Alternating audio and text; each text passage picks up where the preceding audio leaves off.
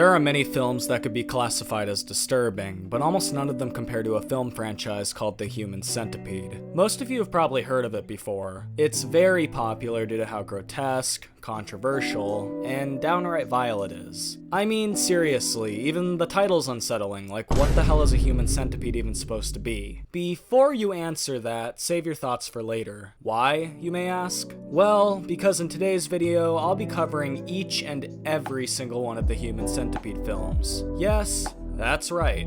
I subjected myself to each and every single one of them. And trust me, the title isn't clickbait. I genuinely think I'm scarred for life. Also, if you haven't already, make sure to like and subscribe. It would really help out the channel and only takes about a second or two. But anyway, let's get into the video. Released in 2009, The Human Centipede follows a mad scientist who kidnaps and mutilates a trio of tourists in order to reassemble them into a human centipede. The movie starts with the mad scientist, Dr. Hyder, observing his most recent experiment, which by the looks of it, didn't go according to plan. Instead of being an actual failed experiment, it looks more like a failed Photoshop attempt. I mean, come on now, I understand that this movie was made more than a decade ago, but seriously, do better. Not even a minute later, he decides to leave his car, tranquilizer gun in hand, and shoot an unsuspecting truck driver. Let's not kid ourselves. We all know his motive behind doing that, but before we can see it for ourselves, the movie cuts to a hotel. Here we meet Jenny and Lindsay. About an hour or two earlier, they met a guy who invited them to a nightclub called The Bunker. As if that wasn't sketchy enough, the nightclub just so happens to be in the middle of nowhere. While driving there, one of the tires on their car pops, leaving them stranded with no sense of direction. Just as all hope seemed lost, they saw another car heading their way. Not that it mattered, because all it ended up being was some old perverted crackhead who said something about seeing them both in, and I quote, a horny video. He then proceeded to stare at them for a solid minute or two before eventually deciding to leave. I genuinely felt like I was the one being harassed while watching that. Like, wow, can it get any more uncomfortable? Yes, it most certainly can and will. Jenny and Lindsay really only had two options. Either stay put and hope for another car to head their way, or try and find some help. The latter option seemed a little more optimistic at the time, so off they went. However, their optimism regarding that option quickly evaporated. 15 minutes turned into 30, 30 minutes turned into 60, and so on and so forth. That was until they stumbled across a house. I guess going with that option was worth it after all. On second thought, I made a severe lapse in my judgment, and I do not expect to be forgiven. I'm simply here to apologize. The house belongs to none other than Dr. Hyder. Jenny and Lindsay have no idea about his twisted nature at first, so they decide to take shelter. Once inside, Dr. Hyder offers them water, conveniently forgetting to mention that it's spiked. But hey, let's not focus too much on the finer details. Upon waking up, they find themselves strapped to a hospital bed alongside the truck driver that Dr. Hyder tranquilized earlier in the movie. Just as anyone else would, the two girls start screaming, which alerts Dr. Hyder. When he gets there, he lets the truck driver know that he's unfit for the experiment, and then proceeds to inject him with a vial of no juice. With the truck driver now dead, it's safe to assume that Dr. Hyder will need a replacement, so he goes out and catches himself a Japanese man named Katsuro. With all of that out of the way, Dr. Hyder begins to explain the process of the experiment. First, he'll cut the ligaments in their knees so they won't be able to stretch their legs. Then he'll connect the lips of the second and third victims to what'll be in front of them, which in this case is an asshole. A literal asshole. In theory, if all goes well, he should be able to create a Siamese triplet connected via digestive tract. I mean, he's done it once with those poor, quite unfortunate dogs, so why wouldn't he be able to do it again, this time with humans? I guess there's only one way to find out. I can't say I really want to find out, but you know, the video must go on. As Dr. Hyder begins prepping for the operation, Lindsay manages to break free, though in the process, she tears a vein. The torn vein doesn't seem to faze her though, as she's currently focused on finding an exit. Unfortunately, Dr. Hyder made sure all the doors were locked, making escape almost impossible. In a last-ditch effort, Lindsay decides to jump into the pool, hoping Dr. Hyder won't be able to reach her. Somehow it works. Tranquilizer gun in hand, Dr. Hyder shares a story about his last operation. You know, the one with the dogs. Apparently, one of the dogs tried to escape, and as punishment, Dr. Hyder placed the dog in the middle of the centipede. He then proceeds to thank Lindsay profusely. Why, you may ask? Well, let's just say he now knows who will be in the middle of the centipede. Truly a fate worse than death. Trying to lure Lindsay toward him, Dr. Hyder turns on the automatic pool cover. Instead of coming up to the surface as he expected, Lindsay decides to go under the pool cover. After a while, Dr. Hyder walks off, which gives Lindsay a chance to escape. After looking around for a while, she comes across an easy escape route. Even though she could have literally just escaped right then and there, she decided to go back for her friend. Listen, personally, if I was in this situation, it'd be every man for himself. I mean, come on, there's no way in hell I'm being put in the middle of a human centipede. Call me selfish and cruel, I don't care. Anyway, once she reaches Jenny, she breaks her free and starts dragging her to the exit. Just as freedom seemed clearer than ever, Dr. Hyder manages to shoot Lindsay with his tranquilizer gun, ridding her of any hopes of escape. See? What did I say? She's 110% screwed now. I swear, people gotta stop trying to be the hero. It usually doesn't end too well unless you got a heap ton of plot armor, which she, in fact, does not have. One fun little operation later, all of the victims wake up to an absolutely horrifying discovery. That being that Dr. Hyder actually turned them into a human centipede. I really hope you guys are hating this as much as I am. I mean, hey, at least he gave them a cute little sweet. It could honestly be a whole lot worse. The following day, Dr. Hyder decided to take his new creation outside to see if he can teach it some tricks. It didn't go according to plan. Obviously. His response to that was murmuring nonsense while wobbling over them. He's really living up to his reputation, if you couldn't tell. After a quick meal, he takes them all back outside and yet again tries to teach his disgusting creation some tricks. Remember how I said after a quick meal? Yeah, well that meal must have not gone too well with Katsuro, and man, it's not a pretty sight. Well, to a normal human at least. Dr. Hyder seems to be having the time of his life. I'm sorry, but even if they do end up escaping at the end of this movie, it's truly over for them. Do you realize how many diseases they're going to attract from this? Rest in peace, I'm truly sorry. Anyway, back to the movie. Actually, never mind. I don't want to go back to the movie. While Dr. Hyder was introducing the victims to good old Reliable, he heard his doorbell ring. Upon opening the door, he was introduced to a couple investigators who've heard complaints regarding loud, scary noises from neighbors. Little did they know, Dr. Hyder was already 2 steps ahead. He invited them into the house and offered them both a drink. He also had another trick up his sleeve, involving a syringe. Yeah, he was planning on kidnapping them both and adding them to the human centipede, because why the hell not? He got one of the investigators to have a sip of the drink, and then absolutely fumbled regarding the other one. What an idiot, but please let this nonsense come to an end. For some reason, the investigators didn't arrest him, and instead decided to leave. Man, am I missing something? Because why in the world would they do that? Anyway, as Dr. Hyder was returning to what he was doing, Katsuro stabbed him right in the leg. He also bit a chunk of his neck off. You know what?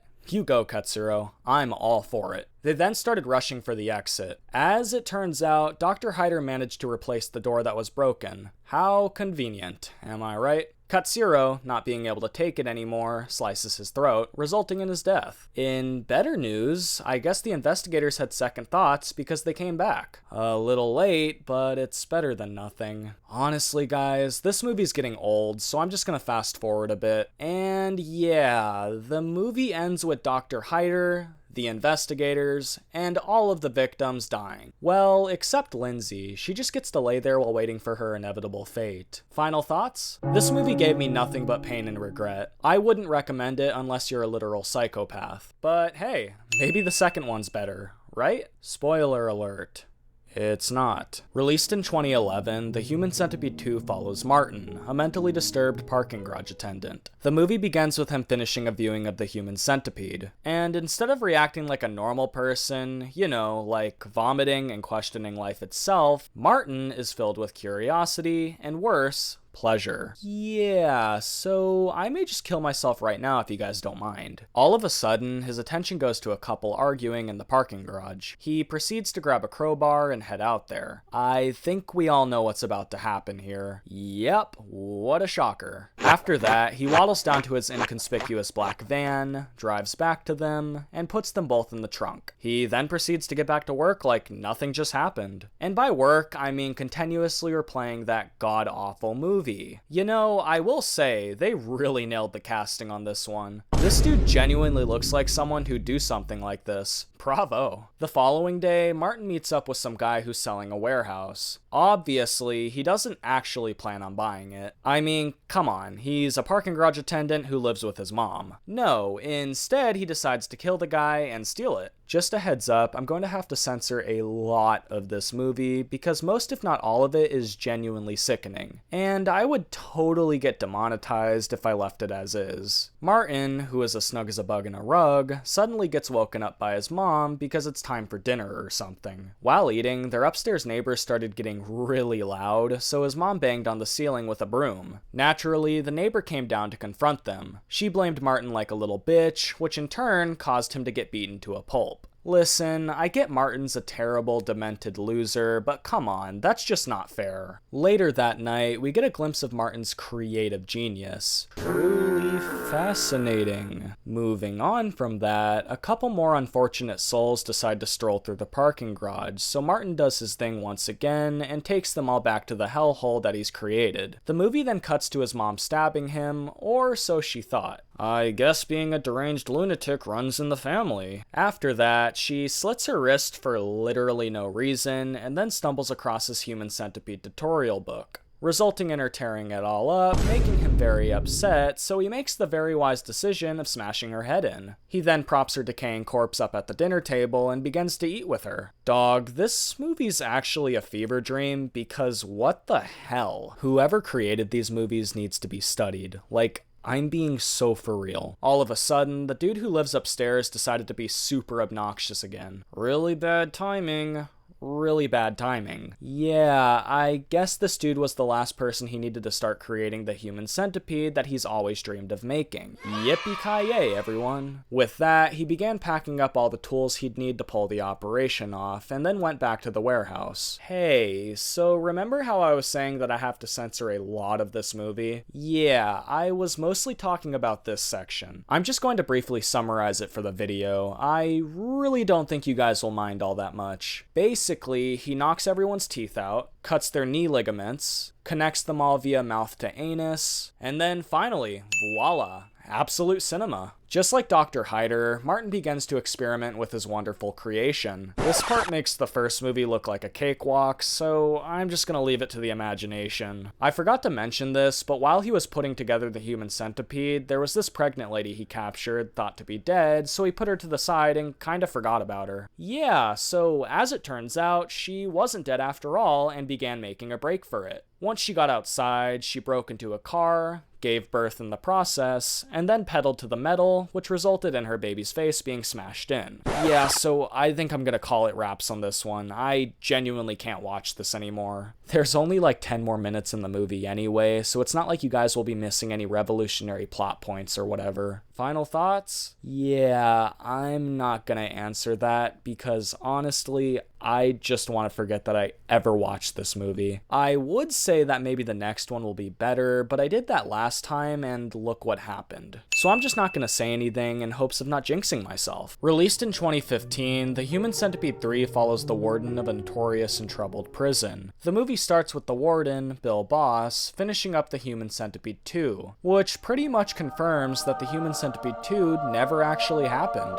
Thank God. His accountant, Dwight Butler, showed it to him in hopes of getting his approval regarding a new plan to establish some much-needed peace and quiet within the prison. Not even willing to hear him out, Bill interrupted by saying that The Human Centipede 2 is the worst movie he's ever seen. You know what? I'm starting to like this guy. Is what I said before he touched his assistant Daisy's no-no square. Oh, what was I thinking? This movie's definitely going to be just as bad, if not worse, than the others. Following that, we get a glimpse of the prison, complete and utter chaos. I see why Dwight's trying to establish some peace and quiet. One of the prisoners escaped and attacked some guards. Once Bill got a hold of him, he yelled at a couple racial slurs and then broke the dude's arm in half. That was most definitely overkill, but whatever floats your boat, man. Also, if it wasn't clear already, all of the prisoners absolutely despise Bill and want to do unspeakable things to him, if you know what I mean. Honestly, I'm all for it. This guy's a douchebag. The next scene shows Bill opening a package that he has been patiently waiting for. What is it exactly? A jar full of dried pieces of a very specific part of the vajayjay. Oh god, it really can't get any worse, can it? After that, we take a trip to the prison's infirmary. I guess Bill's getting a physical done or something. Things didn't seem to be going so well, which he immediately took notice of, and said that if the doctor doesn't tell him some good news, he'll fire him. Kinda defeats the purpose of even getting a physical in the first place, but okay, buddy. Later that night, Bill had a nightmare about all the prisoners ganging up on him, cutting a hole in his side, and hip thrusting it until he inevitably dies. Upon waking up, he completely lost it and thought of a plan that would end this whole thing for good. Taking away each and every one of the prisoners' manhood, of course. He believes that doing this will calm them down due to the amount of testosterone they'd be losing. He decided to pick one lucky subject to test this plan on, which just so happened to be this lucky fellow right here. Nothing fancy schmancy needed here, all it takes is a blazing hot knife and a couple racial slurs to get the job done.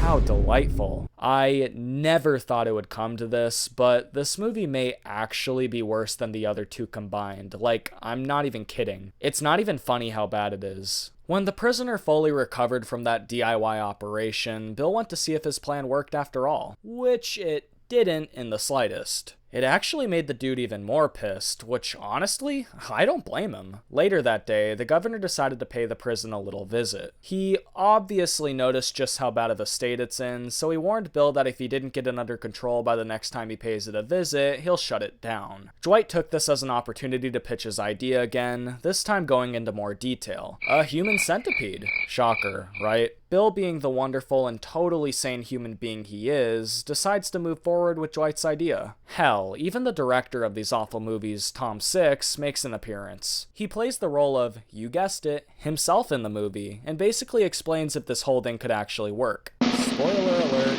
no, it couldn't. But since it's a movie, it 110% can. Now with them all fully on board, they assemble a huge team and start getting to work. I am so ecstatic about the fact that I'm almost done watching this god-awful series. I used to pray for times like this. The governor, returning for his follow-up visit, is greeted by a very confident duo of psychopaths, aka Bill and Dwight. After a quick chat, they head outside to show him the grotesque masterpiece that they've somehow accomplished. The governor, obviously at a loss for words, listens as they explain how the whole thing works. This is when we find out that Daisy was somehow roped into the Human Centipede. Are we serious right now? One of the only sane people in this movie, and this is how she gets treated. Bill, to no surprise, just laughs it off like no big deal and moves onward. Hell, they even made a human caterpillar for the lifelong inmates. That's a new one.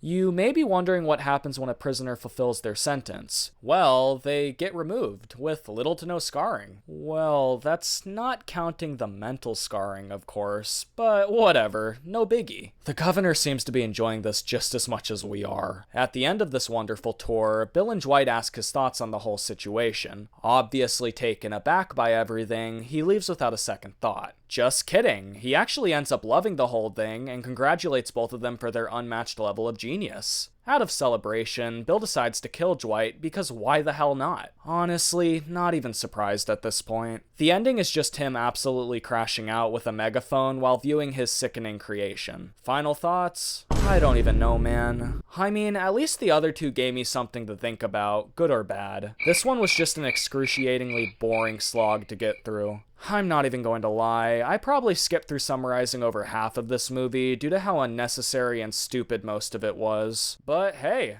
at least it's over. Regardless of how terrible these movies are, I still had a great time making this video, and I appreciate each and every one of you for watching. It's honestly been a long time in the making. I even scrapped it a couple times. But hey, I think it was all worth it in the end.